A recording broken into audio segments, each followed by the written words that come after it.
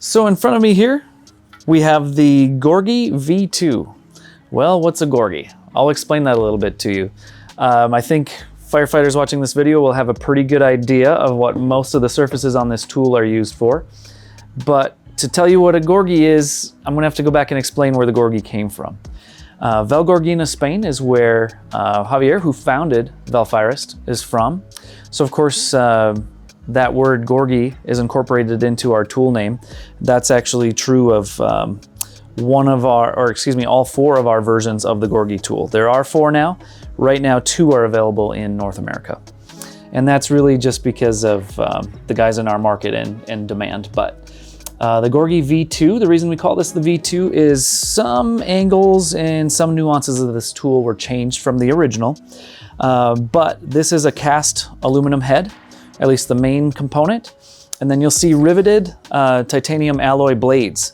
These blades are a 500 hardness and they are replaceable. Not the easiest thing to replace, but that's good because that means they're not easy to come loose or break on you either. The tie alloy blades here are going to perform some functions. Again, like I said, that you probably are already starting to realize. The hoe is always going to be your grubbing end and probably the most popular on the fire line. The pick is in especially hard terrain going to be your go-to for the front of that line when you're just starting to bite that soil. From there, you'll notice we've got what looks like the old council rake. Credit to council, that is still just a fantastic design and necessary in certain soils. And then towards that end of the line, if you're in the back clearing what the team has done, that is your bulldozer, that's your clearing blade, that's that McLeod style blade. What I like about this is it's weighted towards the head. This quote unquote grubbing end, the hoe, just gets to bite, and a lot of that is because of all the weight that's in this head. This handle isn't overly heavy. It looks a lot heavier than it is. It's probably about 6.5 pounds, but this tool does a lot of the digging for you, especially when you get into a rhythm and you let it eat, let it do the work. The handle, as you see here, is 48 inches, and it's press fit and pinned.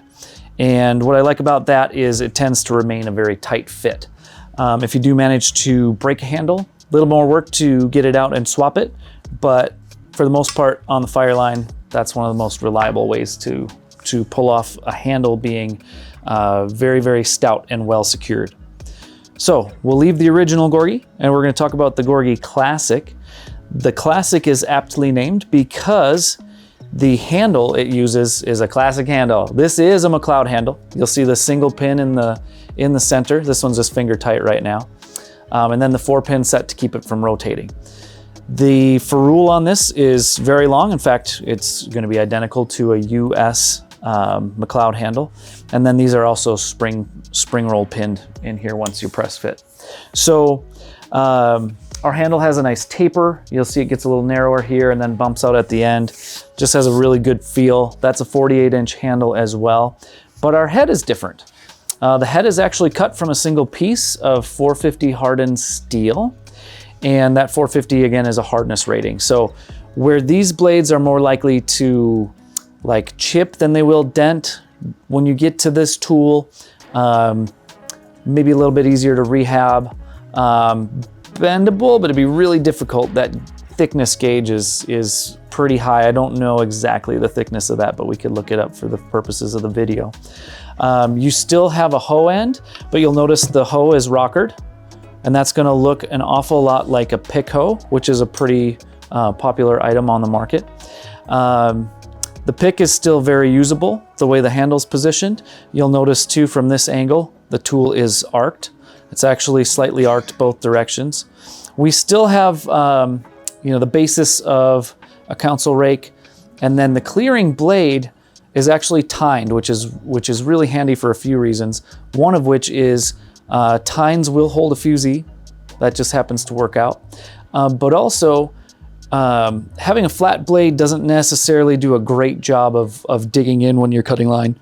Having these not necessarily serrated, but flattened ends with small gaps in between just tends to do a lot better job. You don't have to use as much down force. So the Gorguis Classic, its own very unique tool, very much designed around the US market. Gonna weigh in about 5.5 pounds as compared to the V2, which will be more like 6.5 pounds. So surprisingly, only about a pound apart in weight. But what we're doing here is kind of giving you preference, a choice. So this tool, for somebody that likes something lighter and a handle that would be really easy to replace on a large incident, great option. But if you want the beast, the grandfather of them all, something more along the lines of a Pulaski with that added functionality, that V2 would be for you.